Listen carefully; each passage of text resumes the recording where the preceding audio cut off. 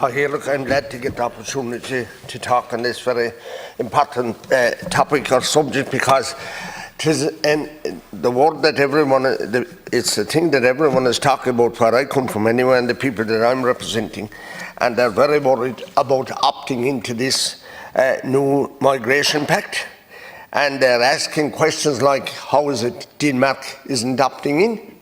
And to see what this actually means is that people, and we're an island nation, and we don't have much natural resources. It's people working, farmers and business people, and paying 40% tax and 50 and 52% tax and 4.5% USC down on top of that.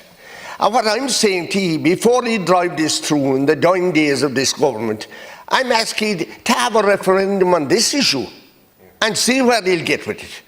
And be fair to the people. Don't do this over the people's heads or behind their backs. I'm asking you to call a referendum on this very, very important issue. We have a scenario going on these days where the Minister for Justice is proposing to put in some clause that she can send asylum seekers or whatever back to the UK. I'm asking you, Minister, here, what facilities has the Garda National Immigration Bureau, who are responsible for deportations, border control and investigations relating to illegal immigration? I say to you, they're very thin on the ground. You don't know when there's a court order to deport them, you don't know whether they've left or whether they've stayed or where they've gone. You have no control whatsoever in the world. And these illegal immigrants are actually paying poo-pah with our system. And the only way that I see that we can have some control is to reduce the level of payments if they don't show that they're here legally or waiting for assessment. But if they're here illegally, they shouldn't get any payments. We have trouble enough getting payments for our own. People in Killarney and Kerry have been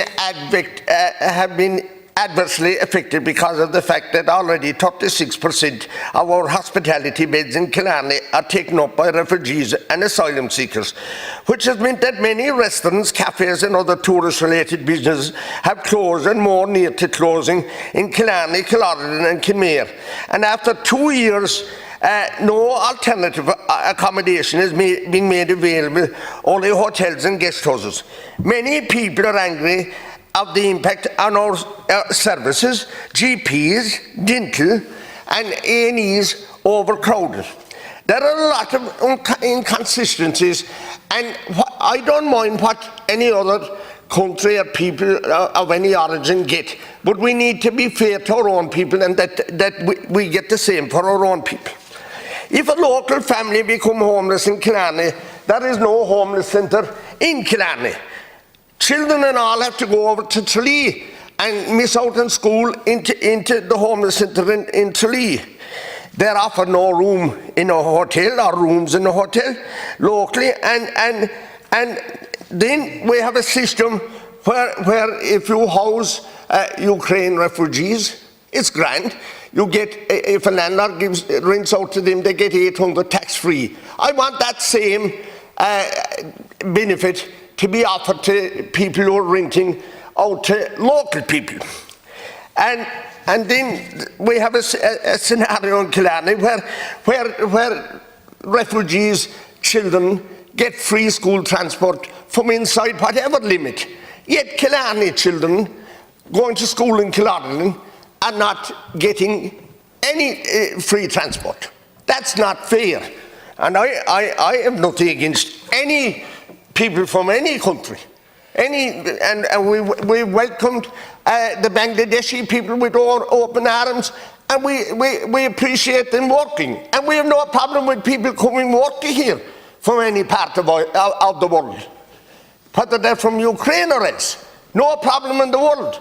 But we have to be fair to our own people and give the same benefits to our own people, because our people are providing the money for this by way of taxes. Thank you, Deputy. The next slot.